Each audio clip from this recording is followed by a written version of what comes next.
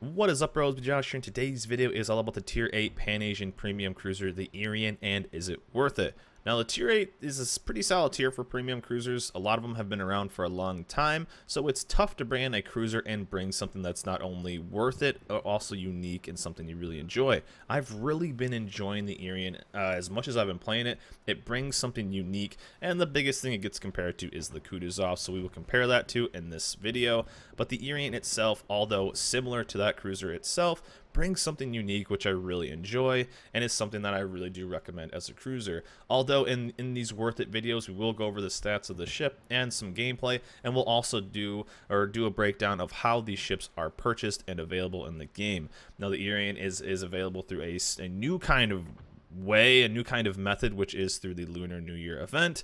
And by doing that, you have to purchase a bundle here, and then a bundle to get the ship. So I will look at it both. Is it worth it through that way of getting it? Also, I will look at it as through a normal situation of buying it in the premium store. I can only assume. Currently, it's only available through crates and this Lunar New Year event. But I will also break it down if it's worth it through normal means of purchasing it through a premium store or doubloons in game. However, let's dive into the stats of the ship and compare it to everything else, and then show some gameplay and is it worth it or not.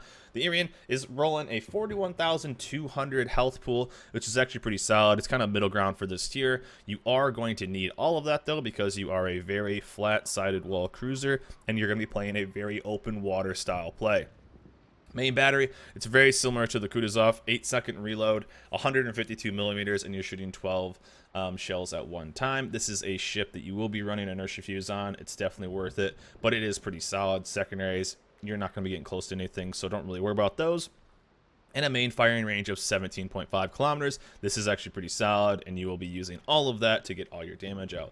Now, one of the things that's very unique about this ship is the torpedoes. These are old Yu Yang torps, so these are actually pretty solid, and they're deep water torps. As you can see, they're extremely deadly. You have two sets, one on each side, and they have a 0.8 kilometer detection range. So it's those old school deep water torps, and you will see in the game I played how effective they can be by catching certain ships off target. Now, one of these situations that makes the ship kind of so fun is having these torps as well as its consumable, and we'll bounce over the consumables really fast just to kind of show you. It has torp reload booster. Now, this is something we've seen on other Pan-Asian cruisers, so this might be their kind of niche that is here, and this can actually be extremely deadly. So using one thing I like to do is kind of dump one set of torps here, turn the ship, dump one set of torps here, and then pop the reload consumable again and again. So you're actually sending out 10 torps or 20 torps at one time with that reload consumable. The Irian has proven itself to be kind of like more of an IJN playstyle than, let's say, like the Russian Kutuzov playstyle. Because of having those torps, you can really hold down an entire flank by yourself, which I love to do. But 13.5 kilometer torps, they are deep water, so they do not hit destroyers, but 68 knots and a lot of damage, almost 18,000, and you'll be using all of that.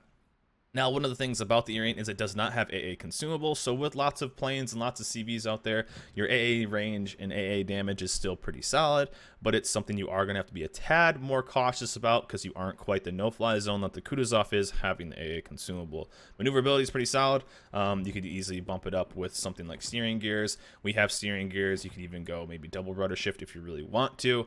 I do like concealment, but I could also see double rudder shift helping out a lot. 8.2 seconds on the rudder shift, 760 on the turning radius, and 32, almost 33 knots on that. I believe we have the flag on as well, so let's bump it up. One thing the ship does have is a relatively low detection of 10.8, and you'll be using all of that to get in and out of battle because you don't have that clutch little tool in your back pocket like the Kutuzov has smoke, so you do have to be a tad cautious of where you are, your situation, but this is a fantastic ship if used right. So again, just going over the consumables, obviously repair, premium hydro, and then premium torp reload. No real choices there. You pick them all if you want premium or not. And then for this, upgrades using main armament mod 1. Damage control, you could easily pick up propulsion if you wanted to lose that. I wasn't noticing I was losing my propulsion that much. And AA, we're just using this right now. You could easily use something like aiming mod system 1. I felt the ship was pretty dang accurate. so it wasn't really kind of needed. AA mod 1 just to shoot down some extra planes. You do want those extra bursts if you really want to shoot down some more planes. Again, you don't have that ace in the sleeve of having the AA consumable, so just be a tad careful when going against planes. But you can still, we were still wrecking some planes like midways and Hecurius, so it's still gonna be pretty solid. Steering gears is what I use. You could use propulsion if you want, and then concealment because we are a cruiser. For our captain build, we are running through a priority target from a first point. We are picking up Adrenaline Rush, BFT to shoot down some more planes, concealment, and then at 14 we're picking up Inertia Fuse, and for me right now, Advanced Firing Training, just to get a little bit extra AA to help you out. Now, right now the only way to get this ship is through the Lunar Event, as well as buying crates off the Premium Store. So the only way, and it's not going to show up because I already purchased them, the only way to guarantee this ship, and so I guess we can just kind of get into this right now, is these 3 bundles right here. So what they are is each bundle costs 8,888 doubloons. So if you have a lot of extra doubloons laying around, you could definitely do it. So the first one, what you do is for 8,888, we'll just call it 9,000 doubloons, just so I don't have to say the whole thing. So for 9K doubloons, you're gonna go in and buy 15 containers.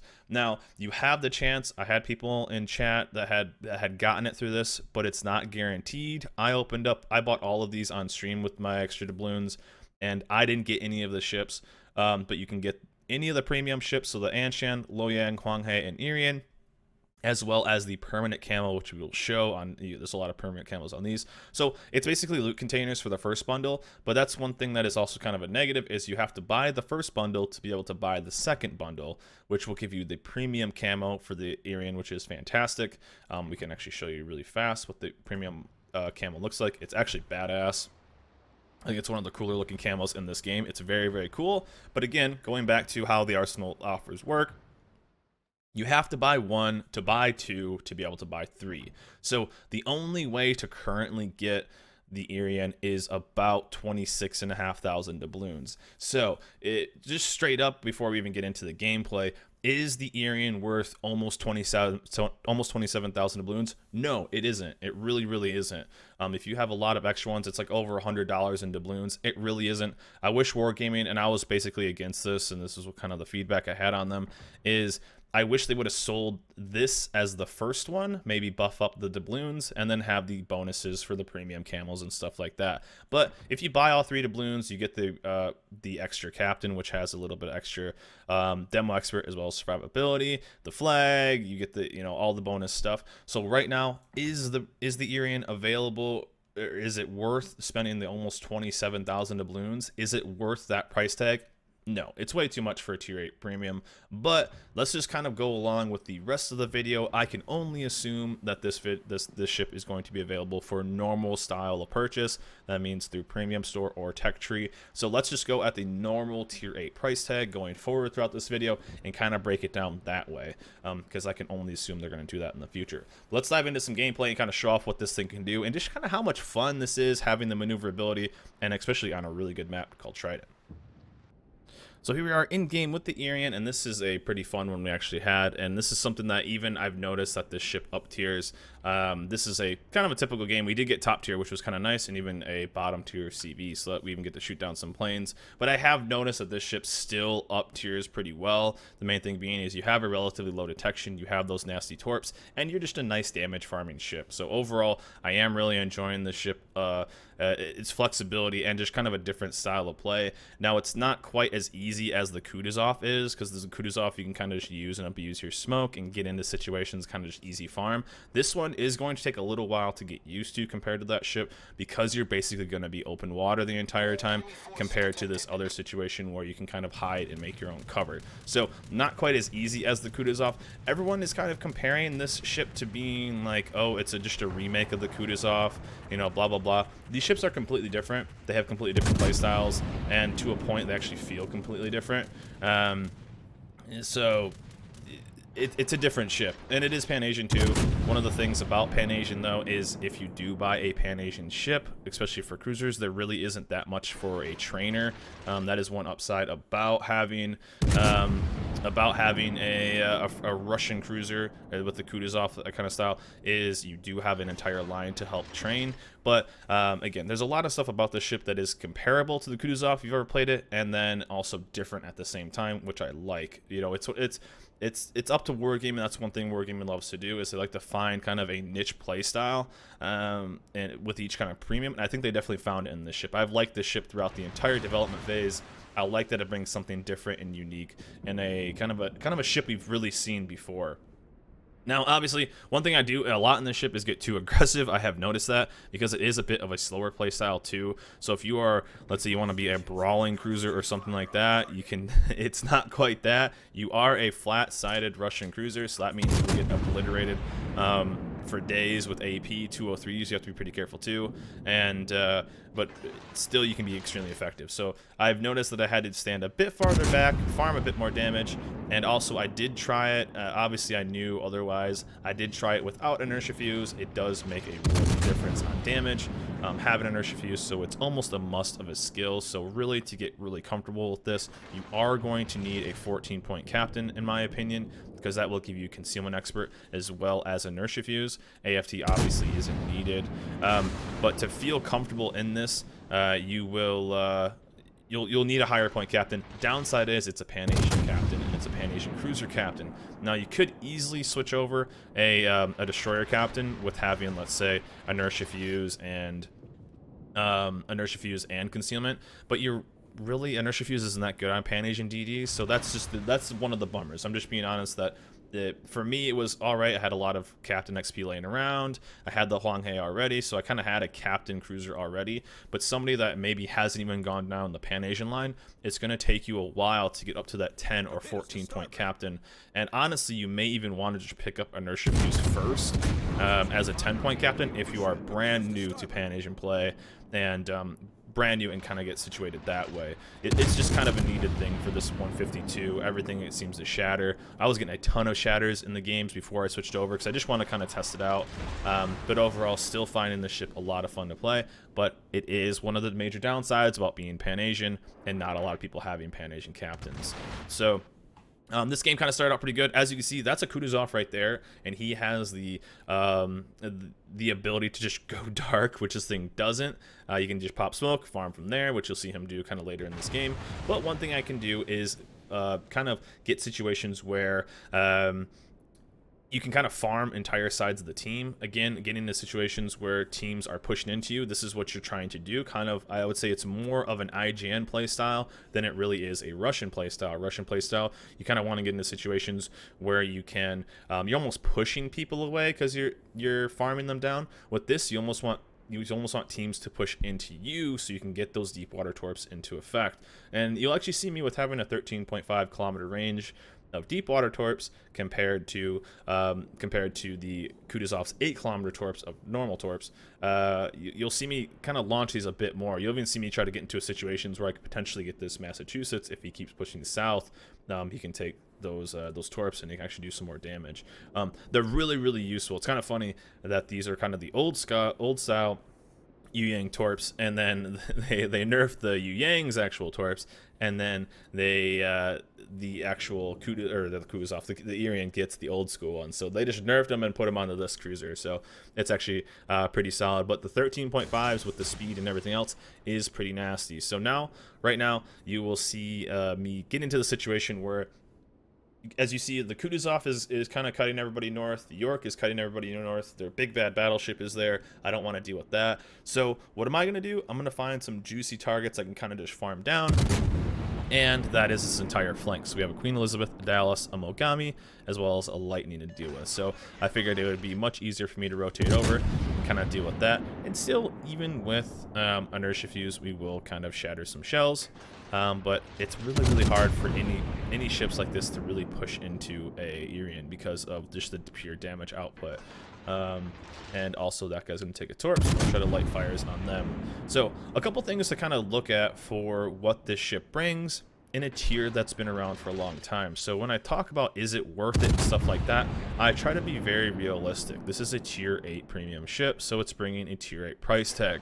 That means right now we're going to kind of set apart that we've already gone over how it's being dispersed now, which is through the arsenal, through the lunar event. Let's just kind of pretend that this thing will be sold as a normal ship. You're looking at a $40, $45 price tag on a tier 8 premium ship. Now, is that worth it in my opinion? I think yeah. So the downsides on it is, well, let's just talk about the upsides. Upsides is it brings a unique fun playstyle to a tier that has a lot of premium ships. There's the Atago, there's the Kutuzov, there's the Mogami, there's, you know, insert all of these different, unique, and obviously all those aren't premiums, but this feels like a different ship. If I was a Kutuzov, I'd be in my smoke right now just farming this guy. Now, are there similarities to when I fire the guns? Yes, there are. But is it also this different kind of high risk, high reward play that the Irian has that I enjoy playing? Absolutely. So, do I feel like for a straight up tier 8 price tag, bringing a tier 8 premium cruiser, do I feel like it's worth it? I really do. Now, I don't like how it was sold through the event. I don't like that that's the way they're distributing this. I wish they would have done it in a different order, but still overall I'm having fun playing this ship, and I do recommend it for a normal tier 8 price. I would put this as probably one of my favorite tier 8 premiums, if not my favorite tier 8 premium ship, or premium cruiser that's out right now because of how it's play. It's just a lot more fun. I found the Kutuzov to be kind of boring. Yeah, you sit in your smoke and you burn lots of things down and blah blah blah. Yeah, I played a Kutuzov, big deal. This to me seems more fun. I like open water ships, and I like kind of being that troll. You know, my inner troll comes out, being able to hold down a lot of people on one flank and be able to do that. I'm trying to save my low yang right now. That's why I'm shooting at the guy that's really far away. But overall, I like when they bring something unique to the game, and that's what this ship has done. So I do recommend it. I really do. Again, upsides, unique, fun, you know, all the good things you want in a premium ship. Downsides, it's tier 8, so it's going to be a bit more expensive. As I said, between the 40 and 50 USD, that's US, so whatever it is on the conversion. And also, it's Pan-Asian, so downside about that is that you are going to run in with having a tough time getting a captain, especially if it's your first Pan-Asian. Not so much cruiser, just ship in general. If you have a destroyer captain right now, there's still going on. This is obviously a time-sensitive part. Up until February 11th, you still have the ability to do free captain respecs. In 8.2, you'll also get another week. So you could switch over a captain from maybe a DD if you had, but still, that is one of the downsides of this ship, is that it is the Pan-Asian nation, which doesn't have a lot of ships to really switch captains over from. But it is a premium, so if you do, let's say you have the Huanghe or something, you could switch the captain over. But anyways, right now, we don't have that much damage. We only shut down one plane. Planes haven't come near us. But this is where we start to get that cleanup, and this is where we have that insane amount of damage that is really, really good. So I would say it's almost, like, I don't want to call it a second half ship. There are situations where, like, ships are second half ships where they get better the later the game goes. This is always a good ship, but it tends to be a farming ship. But with high DPS or damage per second, DPM, whatever you want to call it, damage per minute, the Irian, as well as the Kutuzov and a few other ships, can really just start cleaning up targets. So if I'm seeing stuff at 15k or less life, those are things I can clean up in just a few salvos. So that's really, really good for this ship. And really, one of the downsides is we have to go against this destroyer. Also, one of the downsides is you aren't a no-fly zone as the Kutuzov is. Again, that's what everyone's kind of comparing it to, but it is still a different thing. Shout out to our CV. He does come and spot this destroyer for us. We eventually find him. But this is one thing that kind of forces you to have Hydro, which is actually kind of nice. I tend to roll AA anyway, so it is kind of nice just like being forced to use Hydro Acoustic because you can get a tad more aggressive, especially against DDs, and make their lives hell. So being a bit more of a fun playstyle that way, at least. But the DD just gave away his position. If he wouldn't have done that, I wouldn't have gone that way. Well, probably I would because of Torps. But overall, we're going to push into this and kind of just end out the rest of this game, but you're going to kind of see how strong these torps can be. Obviously, we just got that one. He was rounding the corner, kind of staying on a straight line, so even if they were normal torps, we would have probably hit him, but we had that 13.5 kilometer range, and we're able to pump them out on both sides. One thing you also can't see throughout is I'm using my AA sectors on this. It is a good thing to run on this ship because the AA is still solid, but you do want to buff up as much as you can. With switching those AA sectors. You can see it in the bottom left corner.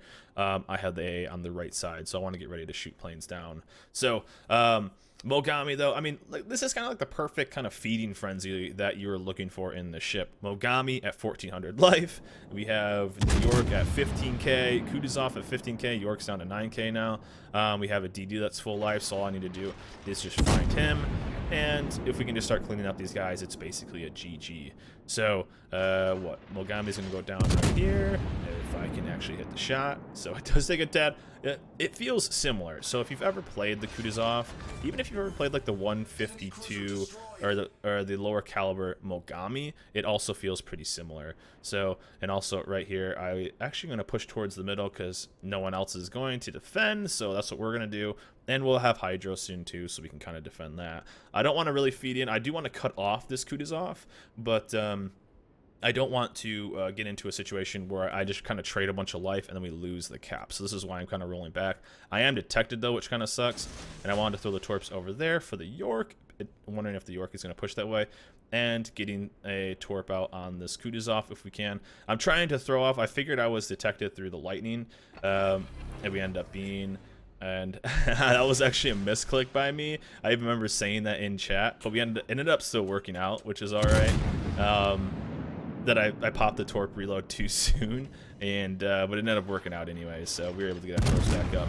But this is just kind of the DPM. There's nothing this DD can really do. He's way too close. We're spotted by planes, and his dead friend is actually going to save him a little bit right here. He'll actually take less damage. But with inertia fuse, you're going to be ripping out some pretty big salvos on DDs. And we actually got kind of lucky right here because the York AP is 203, and these are flat walls, so he could have easily killed me right here. He ends up not doing that much damage. He whiffed his shot, but we'll take him out in one salvo. So we're just kind of the cleanup crew right now because 70k, 4 kills, well, 70k plus deep water torps. So Kutuzov, I'm sorry, man, but deep water torps. Rolled high, there's our Kraken, and there is our 5th kill, our Kraken, easy peasy, and then we'll basically finish out this game like this, and there we go, shout out to Notser. But overall, I'm really enjoying this ship. We end up getting a tad more damage, and you'll see a little bit extra damage throughout this game, so we'll let it keep playing. Overall, though, so breaking down again, kind of repeating how the ship is available now. It's only available through the arsenal. The only guaranteed way to get the ship is through the arsenal at about a total of 27,000, 26,500 doubloons. Like I said, I'm not a big fan of them releasing ships like that. I don't like kind of paywalls. I don't want to be too negative on them, but kind of like these walls to get the guaranteed ship. I feel like if there's ever a ship sold for anything money related, so doubloons or just money in general, anything that's actual like real money should just have a buy it now option. So that's why I think in the future they will do a premium store version where you can just pick it up. So that's why I'm kind of being optimistic and talking about it. But currently right now, this is the only way that the ship is available, is through that lunar event. So is it worth it for the 26,500 doubloons? No, it's not. I mean, I don't think there's a ship in this game that's worth that price tag. So that's something that I'm just being brutally honest with you guys. I don't think there's any ship that's worth $100 in this. There's our 6th kill right there. But I do think that this brings a lot of fun, which is why I'm optimistic and will say it is worth it for the tier 8 price tag. So if it does ever go on sale for the normal $40-$50 price tag that you would, I would definitely say it's worth it. I do find the ship extremely fun to play. It's extremely strong, and it brings a unique play style to a tier where there are lots of premium ships. So although I've kind of gone over the upsides and the downsides of the ship, again being Pan-Asian, not having readily available captains for a lot of people, but you can get one relatively quickly. So, and I think this is the weird salvo right here. Yeah, that's the weird salvo. So Ranger getting triple citadeled by us for 9 full pens. I thought that was kind of funny. So, and there's the GG. So overall 6 kills, 109,000 damage. Just a fun little game.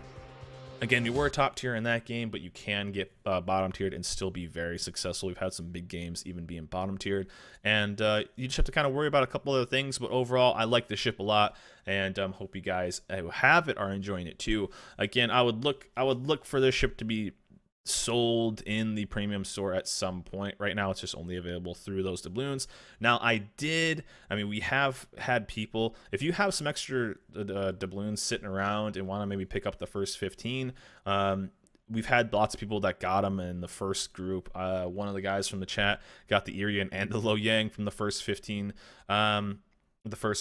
crates, but they just aren't guaranteed. So that is something I want to let you guys know, that the only way to guaranteed get the ship is through buying all the first, second, and third of those bundles. So that is the only way to guarantee it. Obviously, you get the premium camo as well, which looks badass, and you can have a lot of fun. But overall, I really enjoy this ship. I like that it brings something unique to tier 8, which is a pretty full tier 8 premium cruiser tier, and but still stands out and is something that is definitely something I recommend. But anyways, guys, that's it for me. Hope you guys enjoyed this video. Remember to like, subscribe, and I'll see you guys next time.